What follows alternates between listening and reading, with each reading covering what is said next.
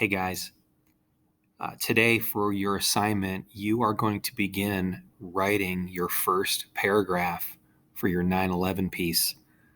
And what I wanted to do was walk you through how you're going to start this thing off with a hook, also known as a lead.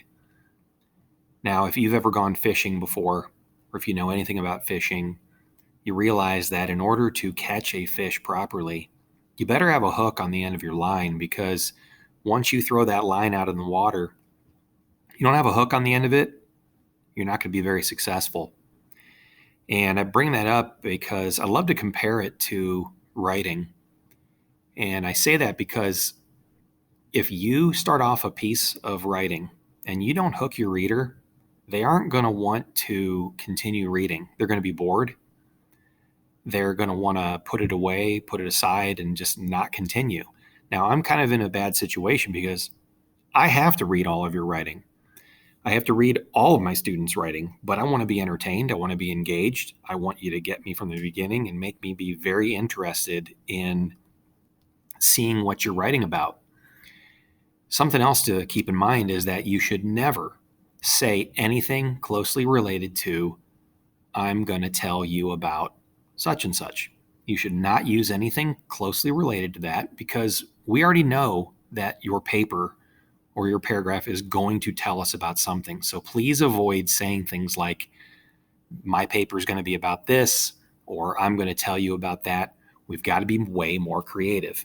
So this paper right here, or this slideshow, has 6 different ways for you to do just that. The first one is called a dialogue lead. This is where you're going to actually lead off with some dialogue from some characters. It can be made up. It can be from real characters. Each one of these slides gives you a boring option. It also gives you a better option. I'm going to encourage you to read through all of them. For example, this one right here says, there was a bat in our house last summer. Now listen, I'm interested. If I heard that you had a bat in your house, I'd want to read about that, but it's kind of boring. And you want to start off with something better, like, quick, hit the floor, my dad yelled. Whatever you do, don't look up, my mother added as I dropped to the floor and slid myself under my bed.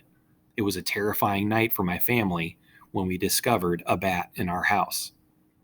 Now that's basically saying the same thing, that there is going to be a bat that was in my house and I want you to read about it, but look at which one was way more creative, one that added some dialogue in there. Another option is onomatopoeia, throwing in a sound effect.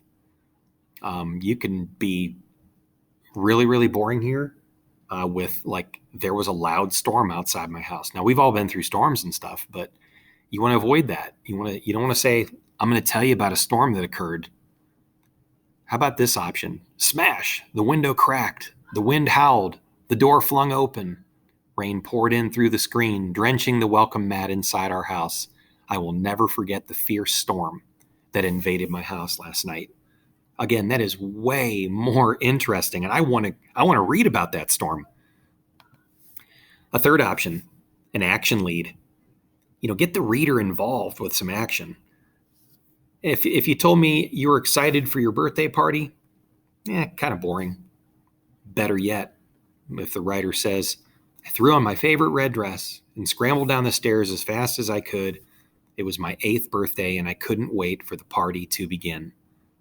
Guys, that is such a much better lead.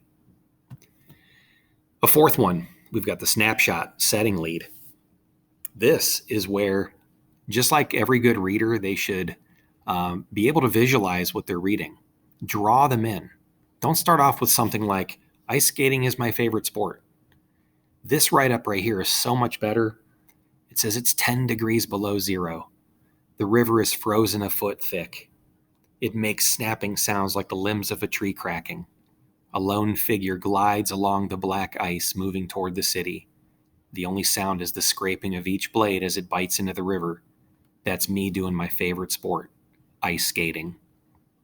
Now, I'll be honest with you, that's a really, really advanced, kind of longer introduction, but it's a lot better than saying ice skating is my favorite sport. A fifth option, we've got asking questions.